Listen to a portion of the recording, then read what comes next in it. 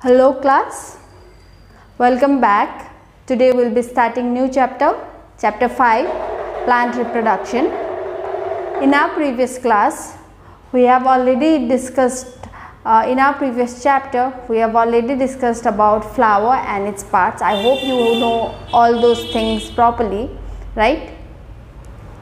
So, because those things are essential, important for this particular chapter also.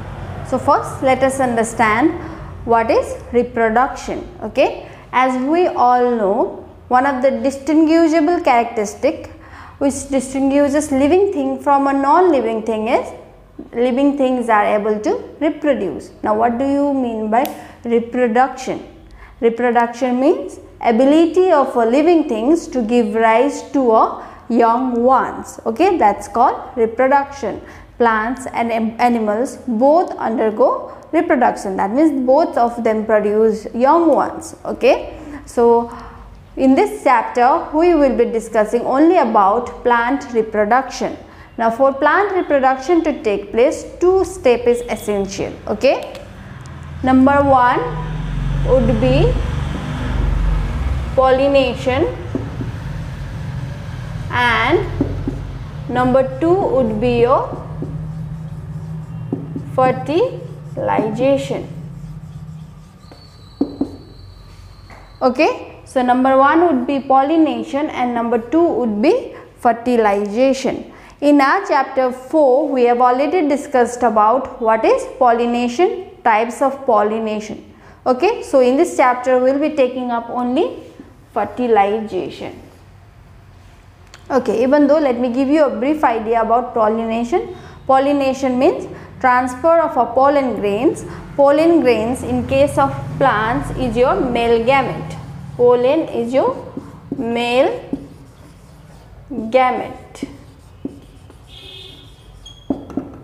Transfer of pollen grains to the stigma of a flower. Stigma is a female reproductive part. Okay, so transfer of the pollen grain to the stigma of the flower is known as pollination.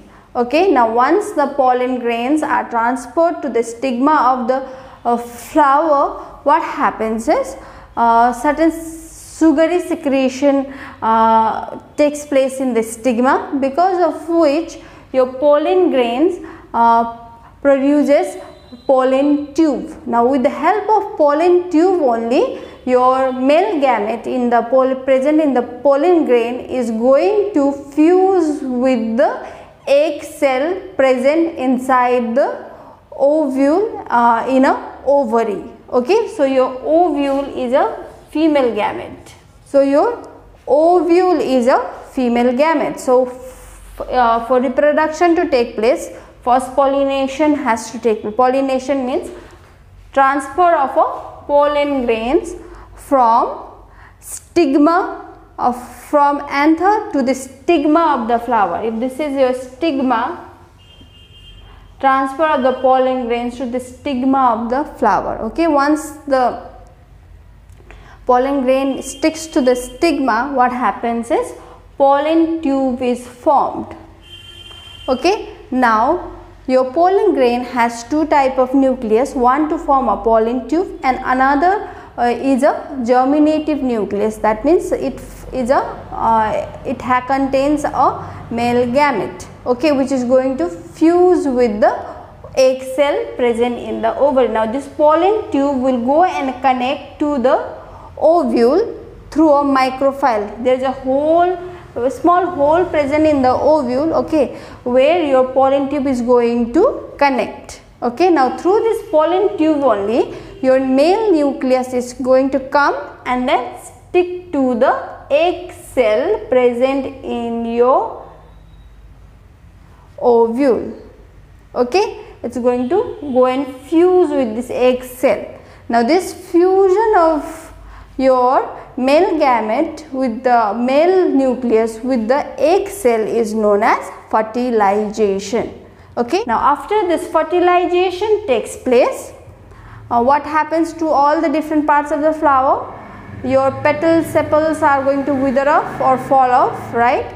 Your ovary is going to get converted into a fruit. Your ovule is going to get converted into a seed. Okay, so and then from seed germination is going to take place and new plant will be arising. Okay, so that's how plant reproduction takes place. Okay, so understood what is fertilization? Fertilization means whenever your male nucleus is going and fusing with the egg cell which is present inside the ovule. Okay, whenever the fusion takes place, that is known as your fertilization. In our today's class, we will just be discussing about fertilization.